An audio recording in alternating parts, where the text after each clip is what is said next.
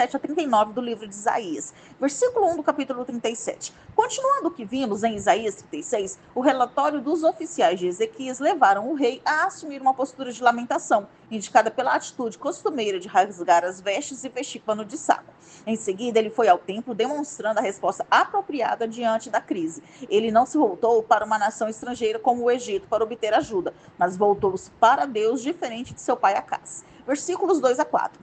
Ezequias então enviou 2 de seus oficiais, Eliaquim e Sebna, junto com os sacerdotes mais velhos, para pedir a Isaías, o profeta, que orasse em favor da nação. Uma das principais funções de um profeta era oferecer oração intercessória. A primeira menção de um profeta na Bíblia associa o ofício de profeta à oração, em Gênesis 20, versículo 7. A maioria dos profetas, começando com Moisés e Samuel, demonstrou o papel importante da oração em sua obra. Versículos 5 a 7. Isaías assegurou ao rei Ezequias, por intermédio de seus homens, que Deus daria uma solução à ameaça apresentada pelo exército assírio. Deus assumiu pessoalmente o desafio assírio. O rei tinha mostrado confiança no Senhor ao abordar Isaías, seu servo, pedindo-lhe que orasse. Deus enviaria um espírito de engano ao rei assírio para que ele ouvisse e acreditasse numa falsidade que o faria retirar-se. O fato de Deus enviar tal espírito faz lembrar o espírito mau que Deus enviou para atormentar Saul, em 1 Samuel 16, versículo 14, e o espírito da mentira que Deus usou para enganar o rei Acabe, em 1 Reis 22, versículo 22. Versículo 8. Quando Rabsaque viajou para Jerusalém, o rei assírio e seu exército estavam em Laquis. Mas quando Rabsaque retornou, o rei estava em Líbina, uma cidade a aproximadamente 13 quilômetros a nordeste de Laquis. Senaqueribe tinha completado a captura de Laquis e tinha passado para a próxima cidade, no que parecia uma marcha inevitável rumo a Jerusalém. Versículo 9. O Egito era governado por uma dinastia etíope nesta época. Tiraca comandava as tropas egípcias em 701 a.C. Ele se tornou o único rei em cerca de 689 a.C. Versículo 10. O rumor do avanço de Tiraca em sua retaguarda fez com que Senaqueribe retrocedesse de seu avanço em direção a Jerusalém, mas antes de partir enviou uma mensagem na forma de cartas para avisar Ezequias que sua retirada era apenas temporária. O assírio deixa claro a sua posição ao mesmo tempo que intensifica sua blasfêmia. Para ele, o que conta não é a promessa divina, mas a intimidação humana. Versículos 11 a 13. Senaqueribe disse novamente para Ezequias que ele não devia confiar no Senhor Deus. Afinal de contas, os deuses das outras nações e cidades conquistadas pela Assíria no passado tinham sido incapazes de ajudá-las. A maior parte das localidades aqui citadas ficava naquilo que hoje é o leste da Turquia ou norte da Síria. Uma cidade, Tel Assar, tem sido associada a uma localidade no que hoje é o Iraque, próximo ao rio de Vala. As localidades de Ena e Iva são desconhecidas. Versículo 14. O Ezequias não deu resposta às palavras jactanciosas de Senaqueribe. Ao invés disso, voltou-se para o Senhor em oração. Versículos 15 e 16. Ezequias dirigiu sua oração a Deus, a quem descreve como habitando entre os querubins. Os querubins estavam entre os mais poderosos das criaturas celestiais de Deus e são geralmente representados em lugares próximos da presença divina. Em particular, isso se refere às estátuas de 2 querubins cujas asas cobriam a arca da aliança que ficava no lugar santíssimo, no tabernáculo e no templo. As asas deles se tocavam e suas cabeças estavam encurvadas para que não fossem esmagados pela gloriosa presença de Deus. Uma vez que ele é descrito como estando entronizado acima das asas deles, tendo a arca como estrado dos seus pés. Ezequias pediu a Deus, aquele que fez os céus e a terra, que é soberano sobre todos os reinos, não apenas Judá, visto que Senaqueribe tinha escarnecido de Deus como se ele fosse simplesmente uma divindade local. Versículo 17. Em contraste com os deuses das outras nações, o Deus de Israel ouve e vê tudo. Versículos 18 a 20. Senaqueribe tinha ousado comparar o Deus verdadeiro a meros ídolos e sugerido que ele derrotaria o povo do Senhor Deus tão facilmente como derrotar os deuses de outros países. Ezequias rogou a Deus com base em sua glória. Se Judá fosse derrotado, então as nações, e em particular a Assíria, acreditariam que o Senhor Deus era exatamente como os falsos deuses de todas as outras nações. Versículos 21 e 22. Ezequias expressou sua dependência exclusiva de Deus ao orar e esperar por uma resposta antes de agir. A oração de Ezequias realmente influenciou a forma como Deus agiu na história.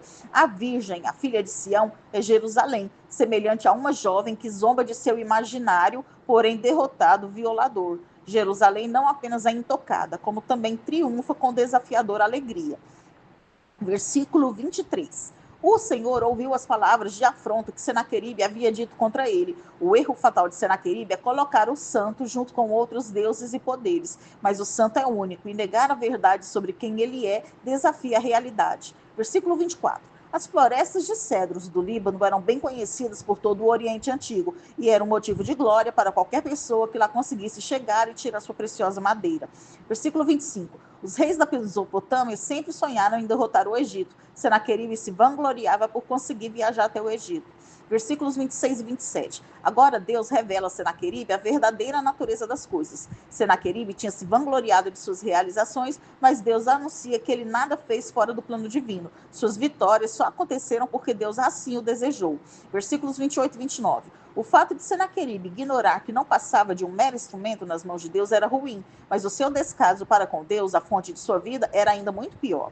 Era uma prática síria, como ilustrada nos baixos relevos que enfeitavam seus palácios, colocar um anzol no nariz ou na boca de cativos quando eles os levavam para o exílio. Deus disse a Senaqueribe que ele seria sujeitado a esse tratamento brutal e degradante. Versículo 30. Cercados pela Síria, os judeus estavam confinados por detrás dos muros de Jerusalém e não puderam realizar o plantio. Consequentemente, eles comeriam daquilo que crescesse espontaneamente, uma colheita espontânea e incerta. Depois que a Assíria levantasse o cerco, eles poderiam plantar, mas só no terceiro ano a agricultura voltaria ao normal. Versículos 31 e 32. O milagre agrícola também simbolizará o milagre espiritual de um remanescente preservado pela graça. Versículos 33 a 35. Deus dirige novamente sua atenção ao rei da Assíria. Ele anuncia que Senaqueribe fracassará em sua tentativa de tomar a cidade. Ele nem mesmo iniciará o ataque e voltará para a Assíria. Deus faria isso para sua glória e em virtude da promessa que fizera a Davi. Versículos 36 e 37. Deus enviou o seu anjo para matar os assírios sem qualquer combate. Nenhuma causa imediata é dada para a morte dos soldados inimigos, embora provavelmente Deus tenha usado alguma doença para realizar o seu objetivo. Versículo 38. O lugar onde Senaqueribe morreu lembrava a impotência do seu Deus, Nisroque, comparada à onipotência do Deus de Ezequias, do Deus de Judá. Agora nós vamos estudar o capítulo 38, versículo 1 do capítulo 38. A doença de Ezequias apareceu antes do cerco a Jerusalém pelos assírios, descrito nos capítulos 36 e 37. Isaías colocou os detalhes da doença aqui, junto ao capítulo 39, para servir de introdução aos capítulos 40 a 66. Ponha em ordem a tua casa era uma instrução dizendo a Ezequias que declarasse à sua família o seu testamento. Ezequias começou seu reinado aos 25 anos de idade e reinou por 29 anos. Ele sobreviveu mais 15 anos após sua enfermidade, de modo que teria 39 anos ao ser acometido pela doença. Versículos 2 e 3. Ezequias se derramou perante o Senhor e chorou muito. Ezequias, ao que tudo indica, estava sem qualquer herdeiro do sexo masculino. Ele viveu mais 15 anos. Manassés, seu sucessor ao trono, tinha 12 anos de idade quando Ezequias morreu. Versículos 4 a 6. Deus ouviu a oração de Ezequias e acrescentou mais 15 anos à sua vida. A referência ao livramento da cidade do rei da Síria pode indicar que esse episódio ocorreu durante a ameaça assíria descrita nos capítulos 36 e 37. Versículos 7 e 8. O recuo da sombra do sol no relógio indicava um prolongamento do dia, e isso se comparava à ação de Deus prolongando a vida de Ezequias. O relato paralelo em 2 Reis 20, versículos 9 a 11, indica que Ezequias teve a opção de escolher se a sombra adiantaria ou retrocederia 10 graus. Ezequias escolheu a segunda opção, pois considerava que isso um feito mais difícil. Versículo 9. A introdução ao Cântico de Ezequias declara que ele era de quando adoeceu e sarou de sua enfermidade. Nesse aspecto, o cântico é semelhante aos cânticos de ações de graças em Salmos. Na primeira parte desse cântico, Ezequias fala como se ele fosse morrer, mas a partir da segunda metade do cântico está claro que ele foi escrito após ele ser curado. Versículo 10. Quando adoeceu, o rei Ezequias devia estar entre os 30 e 40 anos de idade. Versículo 11. Ezequias temia que a morte rompesse seu relacionamento com o Senhor. Versículo 12. Ezequias usou múltiplas metáforas para descrever a fragilidade e brevidade da vida. Duas comparações com elementos passageiros para ilustrar como a morte pode eliminar, num único instante, o que parecia ser tão permanente. Versículos 14 e 15. Os gemidos de lamentação de Ezequias soam como o gorjeio de um pássaro. Ezequias estava resolvido a permanecer fiel e a entregar-se à vontade misteriosa do Senhor, por mais dolorosa que ela fosse. Versículos 16 a 18. Ezequias percebeu que a sua oração lhe trouxera livramento e perdão. Suas palavras, a sepultura não pode te louvar, nem a morte glorificar-te, podem revelar que ele não estava consciente das bênçãos da vida futura, que aguardam aqueles que confiam em Deus, ou podem significar que corpos mortos são incapazes de louvar a Deus. Em ambos os casos, Ezequias sabia que Deus lhe havia poupado a vida. Assim, em seu poema, ele oferece louvores ao Senhor. Versículo 19. A história dos atos divinos de redenção deveria ser contada de geração em geração. Versículo 20. A música instrumental e os hinos de glorificação estavam intimamente ligados à adoração. A salvação providenciada por Deus deveria fazer com que Ezequias sempre confiasse e louvasse irrestritamente a Deus. Versículos 21 e 22. Ezequias recebe a aplicação medicinal do emplastro como um símbolo perceptível da cura. Sua fé, porém, vacila. Ele pergunta qual será o sinal de que ele subirá à casa do Senhor. Seu pai e Acaz rejeitaram um sinal por causa de sua incredulidade obstinada. Agora o filho pede mais um sinal, além daquele que já fora dado, por causa de sua incredulidade hesitante. Agora nós vamos estudar o capítulo 39, versículos 1 e 2 do capítulo 39. Merodach-Baladã, príncipe da Babilônia, planejava uma revolta contra a Síria. Para isso, estava formando uma aliança. Provavelmente esperasse convencer Ezequias a participar. Ezequias, ao sentir-se honrado por essa atenção, e talvez por ter alguma simpatia pela proposta, mostrou seus tesouros ao enviado do príncipe. Porém, Isaías o advertiu de que não confiasse na Babilônia. Um dia a Babilônia se voltaria contra Judá e devoraria as riquezas de Jerusalém.